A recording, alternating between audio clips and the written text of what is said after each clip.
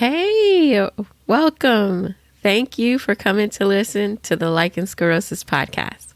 My name is Kathy, and this is our journal of learning about and living with lichen sclerosus. Each week, I research or talk to someone about an aspect of lichen sclerosus and bring you the information so you don't have to go searching. I bring you the real talk without the medical jargon. And this week, I bring you the continuation of my discussion with Heather Cooan.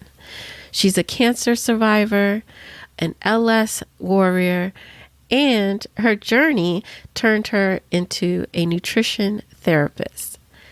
The first part of her story, which you heard in the last episode, and if you haven't done that, go back and listen to that episode so that this one makes sense. You heard that she went years, 25 to be exact, years being misdiagnosed, undiagnosed. And unfortunately, by the time she did get diagnosed, she had vulvar cancer. This week, we pick up right when the oncologist is talking to her about her options. Before we get into her story, I want to thank our sponsor, Lichen Sclerosus Support Network. They're a group of creators bringing awareness, information, education, and most importantly, hope to lichen sclerosus warriors all over the world. Be sure to listen all the way to the end to find out some new projects that are coming from the Lichen Sclerosus Support Network. And follow them on Facebook and Instagram at Lichen Sclerosus Support Network so you stay up to date with everything they've got going on. So without further ado, here's the rest of my conversation with Heather Cooan.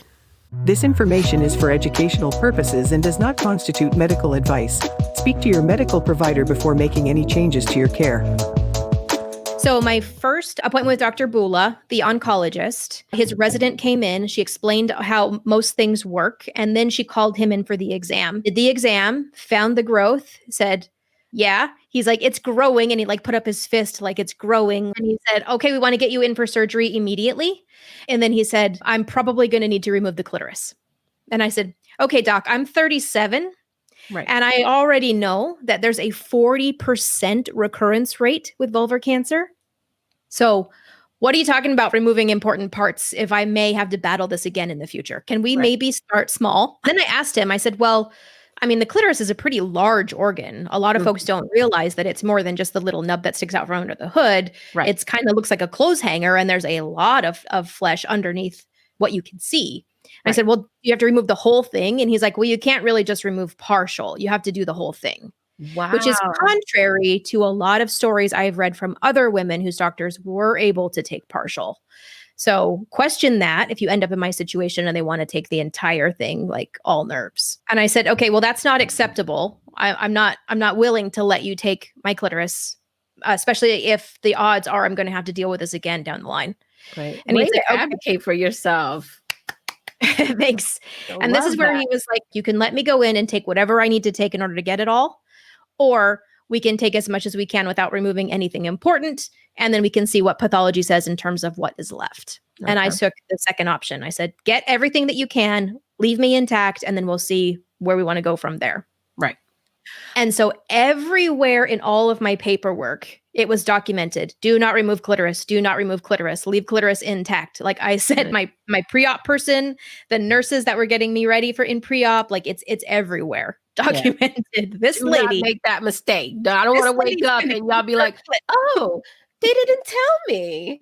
I'm like, yeah, bitch, we can't go back. Yep. And he still tried to encourage me right before surgery to let him remove it. And I said, no. Right. Because of the depth of my tumor, they needed to do what's called a sentinel lymph node biopsy. So basically, they inject directly into your vulva with a radioactive dye. And that gets uptake into the lymph nodes. And then you go into radiology and they look at your pelvis through an imaging system. What they're looking for is where did the dye go? So they're looking for the lymph nodes that are closest to the cancerous tissue in question. And so they found those, and those were biopsied in surgery. Turns out when it comes to a lymph node, a biopsy is not a biopsy. A biopsy is removal. So I was not clear about this going into surgery, but it makes sense if you think about it, since lymph nodes are so small. They're not something that you can really biopsy and leave intact because they'll die. What exactly are lymph nodes? I hear the lymph nodes all over the place, but I have no clue. What do they do? What are they? Sure. So part of your detoxification system is your lymphatic system, which is a network of tubes, if you will, that run all over your body that are connected by lymph nodes. And so this is actually part of your immune system. It's part of your detoxification system, and it's part of your immune system. So the lymph system doesn't have pumps. We actually work it with our muscles. So it's actually connected to your digestive system. So when you digest fats, your fatty acids are absorbed into your lymph system. And that's how they get into your body and make all your cells. And then it runs your immune system and then also the detoxification. So that's what your nodes are. There are the little like stop signs, I guess, in all of your lymph system. Okay. It also happens to be kind of like the highway in terms of how infection or specifically cancer travels throughout your body when it decides to branch off and go exploring. That's why they're so important in a cancer diagnosis. Yep. So I had biopsies on either side. So they actually cut me where your bathing suit line is, like right alongside your leg and your pubis mons. So they cut me in those two areas to biopsy the lymph nodes on either side. I lost one lymph node on one side and 4 on the other. Whenever there's any damage to the lymph system, you have to be aware of something called lymphedema. It's basically swelling where the lymph fluid pools in the area. Okay. I now have a spot under my pubis mons where I've got like a quarter size area that fills with fluid that I have to address. So like when that fills with fluid, you just, what do you do? I'm lucky in that the space is only about a quarter size, so I can actually push on it and it will drain the fluid back out into the rest of my lymph system. It only happens in heat. Like if I'm out, I live in Arizona, so if I am out too long in the summertime, it'll swell and that'll be a problem. But otherwise, as long as I exercise and I supplement with some things that move my lymph system and eat an anti-inflammatory diet, then it's usually not a problem at all. But I got very lucky in that case. So he injected my vulva, found the nodes, and when he was down there doing the injection, he was like, oh, like he forgot, like he wasn't familiar with my case. He was like, oh, the growth is really close to your clitoris. And he like looked at me and I said, and you will leave my clitoris intact, right? You will not remove it. No, not removing it. And he was like, okay, but you might need more treatment. I said, we'll deal with it. But you're not like, dude, we've talked about this all the way up to this day. Don't act like you just all of a sudden got amnesia and think that, you know, just because did they put you under? No. Or was it local? It was local. I don't think he even numbed the spot. No, nothing. He just shot me right in the vulva and it burned like so much that I was like squirming and like crying in pre-op. He went to clean the area. I don't know if it was alcohol or what. And that burned like crazy. And he freaked out. And so he wiped that off. And then he did the injection, which hurt like crazy. And then I was fine. It was over after that. That is insane. Yeah.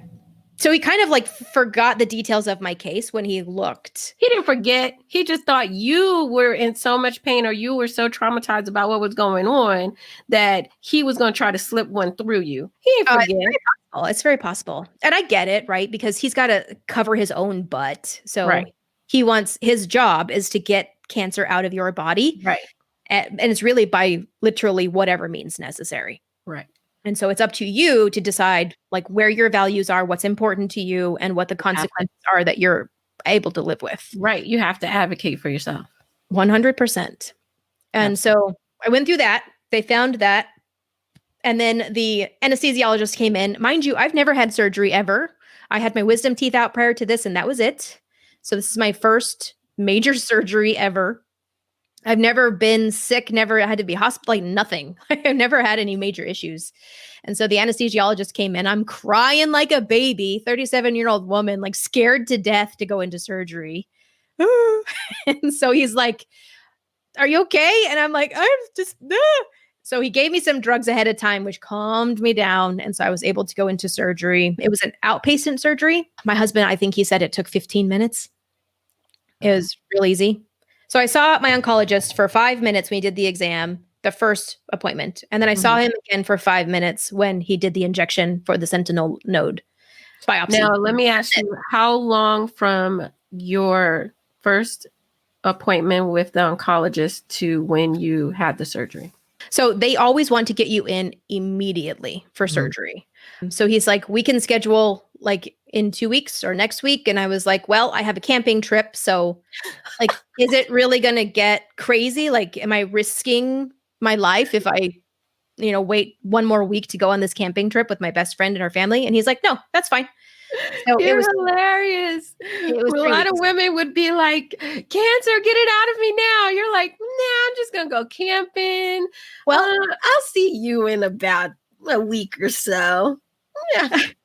I had lived with it for how long now? And I knew the pace at which it was growing. And I was like, like 1 more week isn't really going to make or break what we're dealing with here. Right. And he said, that's absolutely true. He's like, no problem. He's like, we schedule around stuff all the time. No big deal. Okay.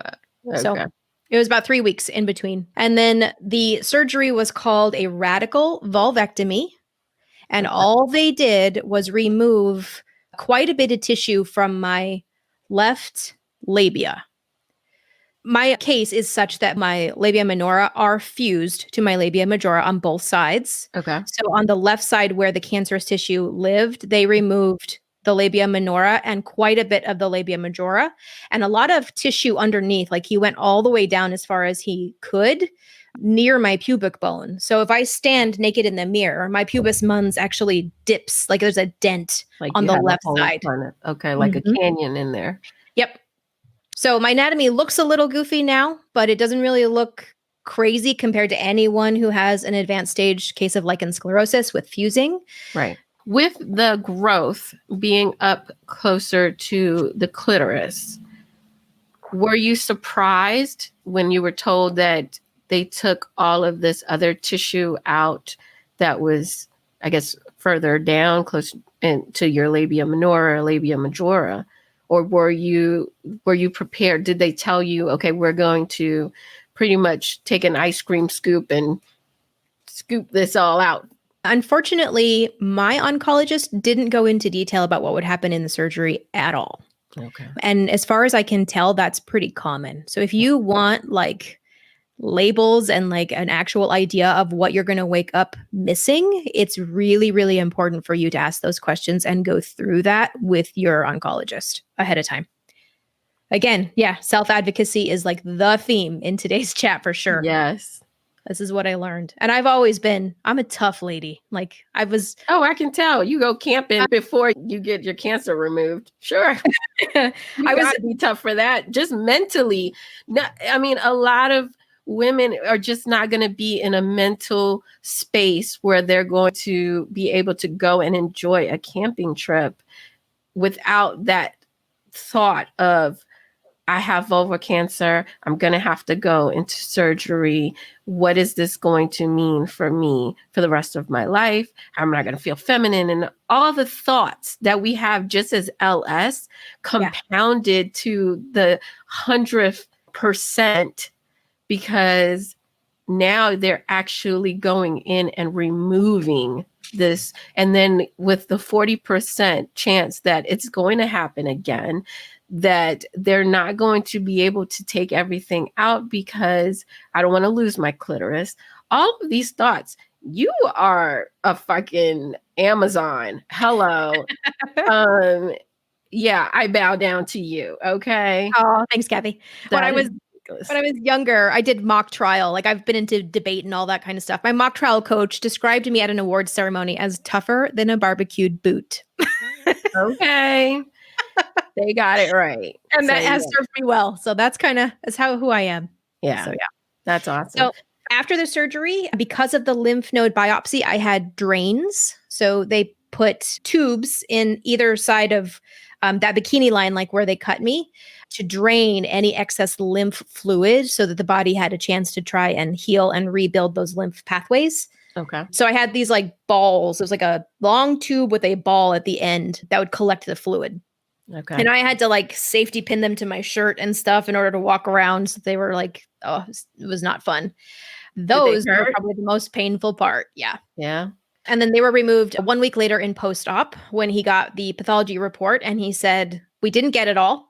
So we did the sample that went over to pathology had cancer on like 3 of the 4 sides, 3 of the 4 edges.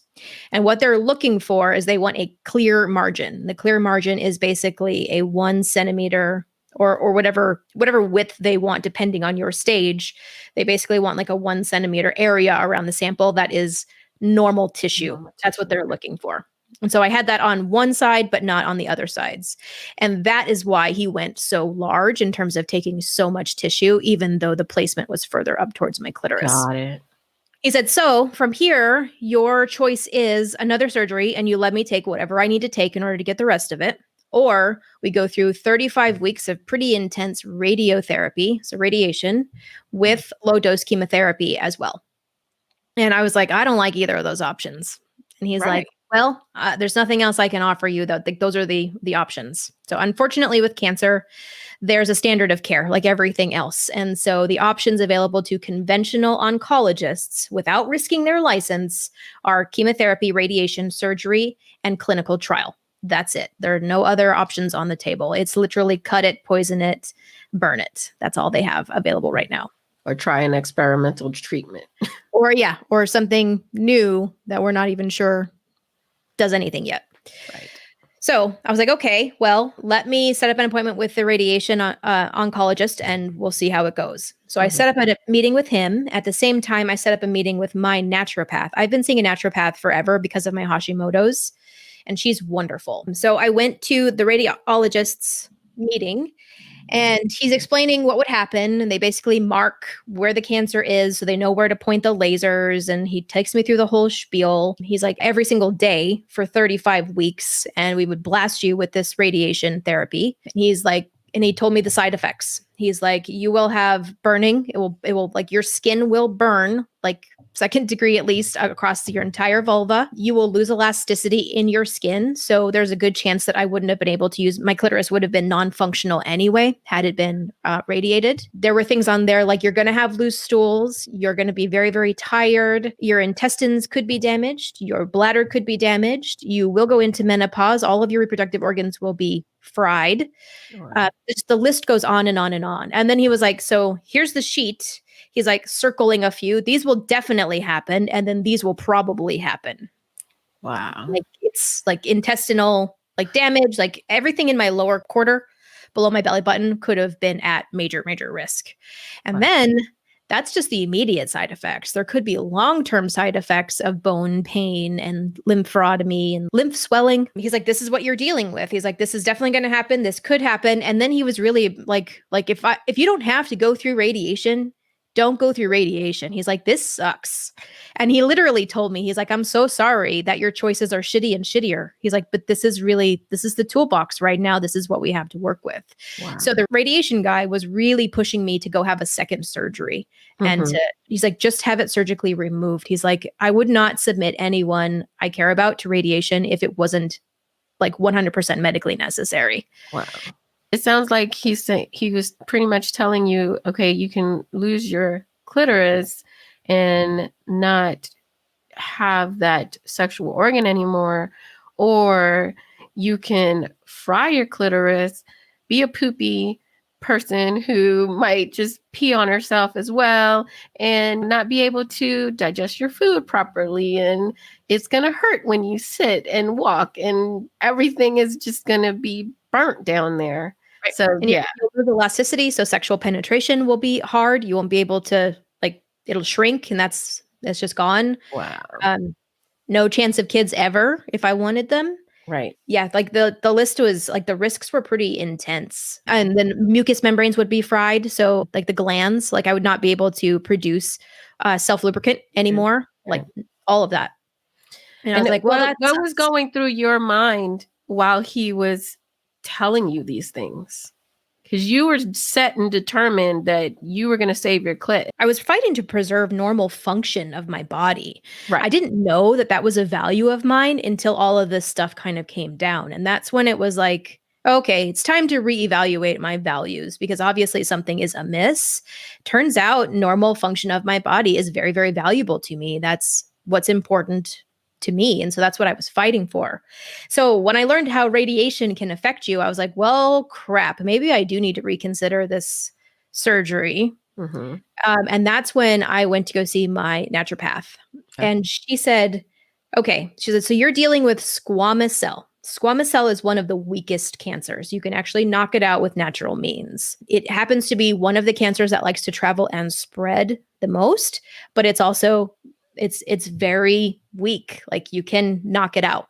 And she told me several stories about her own client caseload, her patients. And she said one woman in particular came in, she had uterine cancer, and we were treating with natural means, vitamin C, lots of supplementation, nutrition change.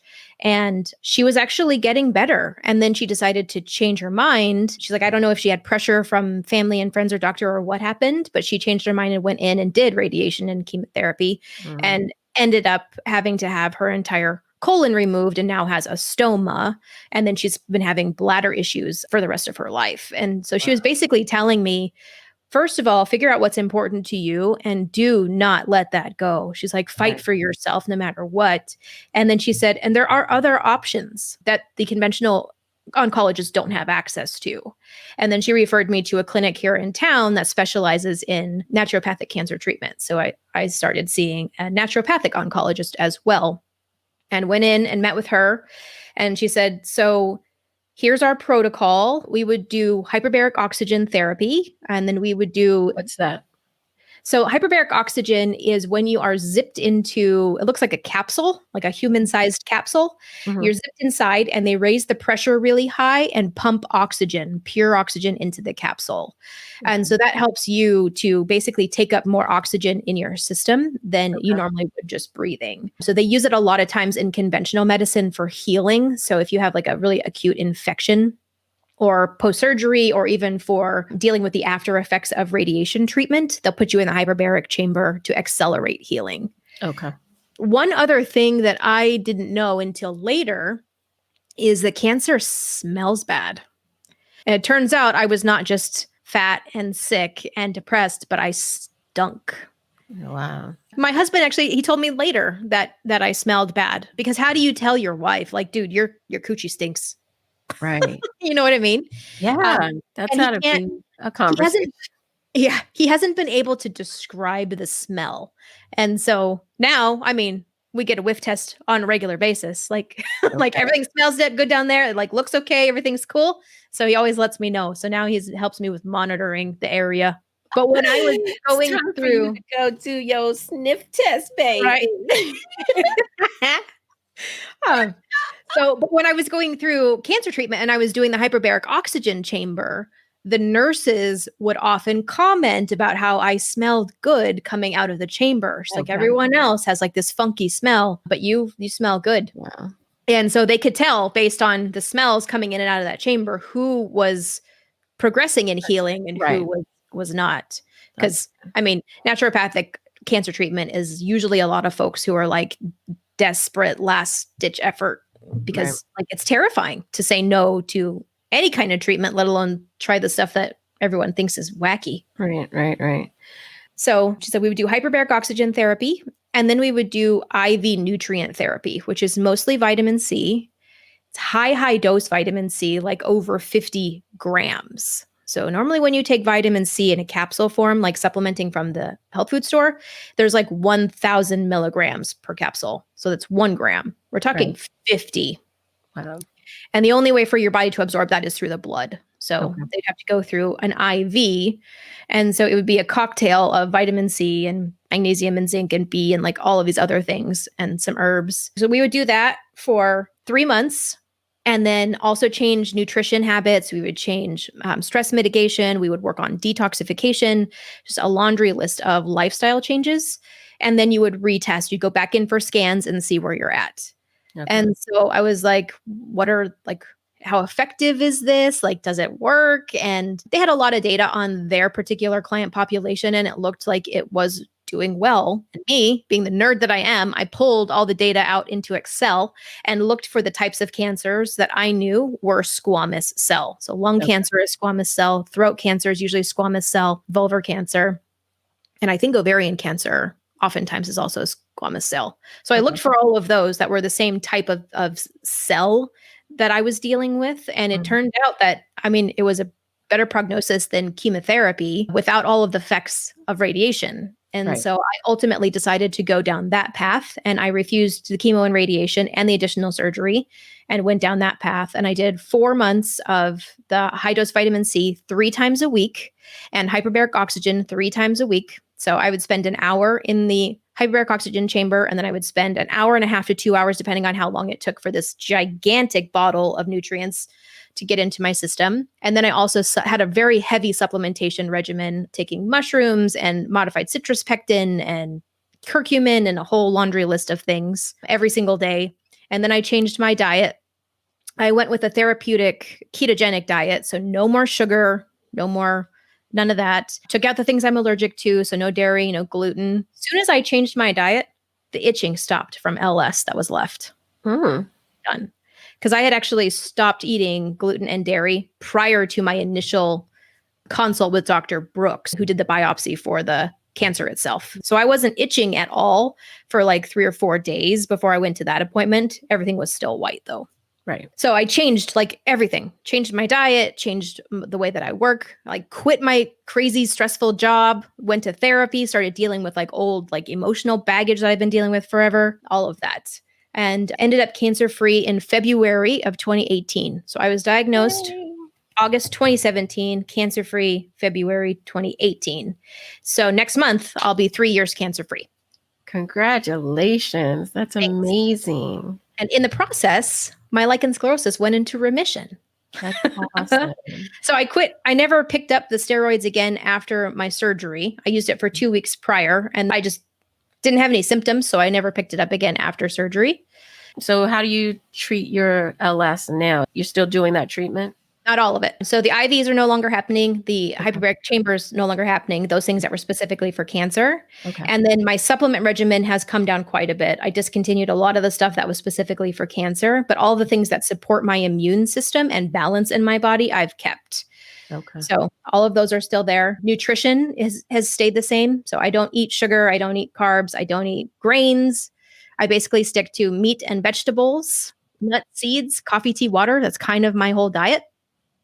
And I exercise every single day. I really focus on good sleep and stress mitigation. I cleaned out everything around me in terms of chemicals and environmental toxins. I healed my gut. I've been working on all of that stuff. And I just haven't had to do anything else. I do, full disclosure, I do take an immunomodulation medicine. It's a prescription. It's called low dose naltrexone, which a lot of women in the LS community have heard of. I take it to make sure that my immune system is not overactive, but not suppressed either. So oftentimes with autoimmunity, conventional docs will give you something like methotrexate, which is like a chemotherapy drug that suppresses the immune system. Because they think if it's attacking you, then just turn it off. Right. Unfortunately, that leaves you open to things like cancer and things later on. Be careful there. Make sure you know the risks before you accept that kind of prescription. But low dose naltrexone is interesting. So it's a low dose of a drug that was actually brought about in order to treat opioid addiction. So when you get addicted to like Oxycontin and those types of things, they'll give you naltrexone in a larger dose because it blocks the opioid receptors in the brain. So you can't get that high from those drugs and helps you wean off. But if you take it in a very, very small dose, it actually straightens out a dysfunctional immune system. And so they're using it a lot in treatment of autoimmunity and cancer. So I still take that. And that's it. That's the only, in terms of like treatment, I think that prescription is it, other than diet and lifestyle change for now. So do you still see the oncologist? No. Is the naturopath oncologist, are they still monitoring you? Yes. How often do you see the doctor now? So for the cancer, I get scans on an annual basis. So next month I'll go in for this year's scans just to make sure there's nothing growing in me that shouldn't be. Right. And then as far as the LS, my naturopath knows what it is and understands it. And so she's on standby with a clobetasol script if I need it. So I always have kind of a tube filled and on hand just in case. And when I need to, we'll do an exam, but otherwise it's no longer an issue.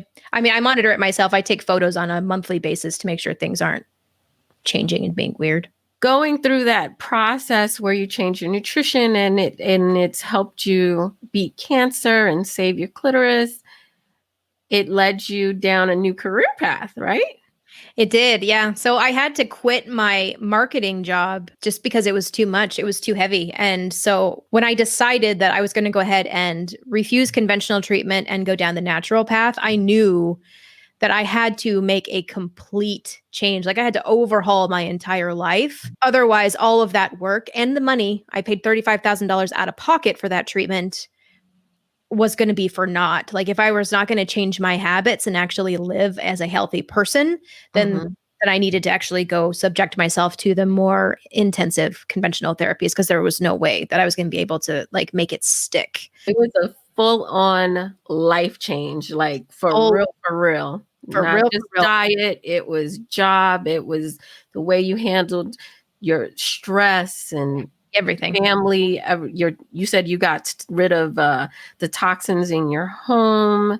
So I guess you went more natural, organic, things in the house. Started buying organic produce, and then also went through all of my health and beauty products. So then they're now all toxin free, paraben free, all natural. I am one of those crazy people that wears the deodorant made out of charcoal. So yeah, went through the whole deal. So basically, I quit my job and made healing my full-time job. And then through my healing process, decided that I wanted to actually become certified as a nutritionist or a practitioner and help other people take control of their own health. And I'm a firm believer that both conventional and holistic are important, and using both together is probably your best bet. Because if you're just going through conventional treatment and you're expecting that those treatments are going to fix whatever you're dealing with, whether it's autoimmunity or cancer or something else, and you're not going to actually take ownership of how you contributed to your illness, then those treatments are only going to go so far, and any side effects, you're going to have to deal with them even harder than someone else who's doing both, in my experience. That's amazing. So that's what I did. So now I'm a functional diagnostic nutrition therapy practitioner. It's a long title. That's awesome. So come back next week, because we are going to go full on into what Heather does now and deep dive into what a nutrition therapist does and how the food and everything that we put into our bodies makes a difference as far as our disease and how our body feels, and how to work with our medication to make us better. Because like she said, if we don't make the changes and we're just putting a Band-Aid over it. And I fully agree. I believe that to make a long-lasting difference, it's got to be a combination of diet and medicine, stress management, mindset. All of that is going to make the right combination so that we can live with this disease and still be healthy and still have a meaningful life with everything that we want: children, relationship, happy, positive things in our life, and for it not to be high maintenance. I really believe a lot of ladies are afraid, especially when they're first diagnosed and they're going down the Google wormhole and the Mayo Clinic, and they're seeing these symptoms, and then they start thinking, am I ever going to be able to have kids? I've heard so many times, I don't want to live like a nun. I want to be able to have sex. I'm scared. I'm worried. It's causing me anxiety. And there are options. You don't have to live like a nun, but you are going to have to make some changes. You have to, or else it's going to be even harder for you. Yep. So. And this is applicable to anyone. If you're using the steroid creams, this is absolutely applicable to you as well. Yeah, absolutely. It's a combination. You got to find the right combination for you and for the changes that you're willing to make, because not everybody is willing to go all natural or, organic and get rid of everything in their home that has chemicals and things like that. And they might not be willing to go all organic as far as their food. But knowing what changes need to be made and then moving towards that as far as you want to go, as far as your lifestyle, at least you have the education and you have the knowledge to know what's possible. Absolutely. And it's different for every single person. Absolutely it is. And I say it all the time. LS is an individualized disease, and your treatment and your management is as individualized as your disease is. 100%. So, thank you so much, Heather, for sharing your story with so much detail. I learned so much today, and I know my listener learned so much as well. And I cannot wait to dive into nutritional therapy with you and learn even more. Awesome. Thanks so much for having me, Kathy. I really had a great time today. Thank you. What an amazing lady. Okay. I cannot wait to dive deeper with her on nutrition therapy, on everything that we can do to detoxify our bodies, to make sure that we're living our healthiest life. Definitely go follow her on Facebook and Instagram and check out her website for some amazing information. I preach advocating for yourself all of the time. And Heather's story is just a prime example of why it's so important that we know what we know and we fight for what we believe in, what our values is, the way we want to be cared for. Because if we don't fight for ourselves, nobody else is. And we're just going to be walking ducks, following someone else and not knowing if that is the right way for us. And if we're true partners with our medical providers, then we're going to feel better. We're going to have more confidence. We're going to be more willing to follow the treatment plan, and we're going to get better faster because we're invested. If you haven't listened to the episode I did on advocating for yourself, go to the show notes. There'll be a link in there. Go listen to that episode.